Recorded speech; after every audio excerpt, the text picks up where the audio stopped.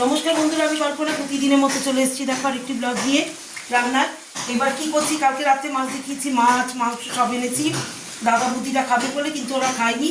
টুনির পরীক্ষা, এসএসসি পরীক্ষা বলে ওরা চলে গেছে। এর জন্য টুনি মানে দাদার নাতি, পাম্পকিন মেয়ে। এই দেখো দাদা আমি কী করছে, ওরা তো এইমাত্র ওরা টিফিন করে চলে গেছে। এবার দেখো আমি কি করলাম, এই যে একটু হচ্ছে, তারপরে রান্না বসিয়েছি। এখানে দেখো এই যে মাছ হচ্ছে, আলু ফুলকপি দিয়ে, এই যে রুই মাছ, আলু ফুলকপি দিয়ে একটা পেঁয়াজ বেটে দিয়েছি, আদা জিরা করে খেতে মশলা করে খুব সুন্দর। আজকে আমি মিষ্টিতে যাইনি, দেরি হয়ে যায় বলে। এবার দেখো এই যে এখানে ইসে করছি, ভাজা করছি, এইটা আলুটা মশলা দিয়ে কষাচ্ছি। এবার এখানে দেখো মাংসের দো পেঁয়াজা করবো। এই যে এখানে করছি মাংসের দো পেঁয়াজা, এই যে পেঁয়াজ ভেজে রেখে দিয়েছি। এবার শিলে বাটবো মশলা, আদা রসুন আর পেঁয়াজ বেটে এটার মধ্যে দেবো। এখানে তো আর কোনো কাঁচা লঙ্কা বাটবো।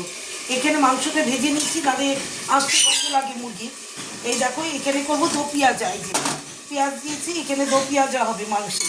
আর দেখো এখানে কি করে নিয়েছি আমি, দেখো গরম গরম ভাত, এক হাঁড়ি ভাত গরম গরম, এই যে এক হাঁড়ি গরম গরম ভাত। আর এখানে কটা শিম ছিল, ভালোই ছিল শিম, এই সেগুলো ভেজে দিয়েছি কাঁচা লঙ্কা কালো জিরা দিয়ে। কালো জিরা টাকা, এই দইটাও দেবো মাংসের মধ্যে, এই যে টক দইটা এটা পেটিয়ে রেখেছি, এটা দেবো। হ্যাঁ, ওই মাংসের দো পেঁয়াজের মধ্যে। তাহলে আজকে আমার মেনুগুলো কেমন লাগলো তোমাদের? ভালোই হবে। ফুলকপি দিয়ে, আলু দিয়ে, ফুলকপি দিয়ে অনেকদিন ধরে রুই মাছ খাই না, খুব ভালো হবে খেতে, খুব তো ভালোই লাগে ফুলকপি দিয়ে মাছ খেতে। আর মাংসের দো পেঁয়াজের তো কোনো তুলনাই হয় না। শুভ দুপুর, সবাই ভালো থেকো, সুস্থ থেকো, টাটা।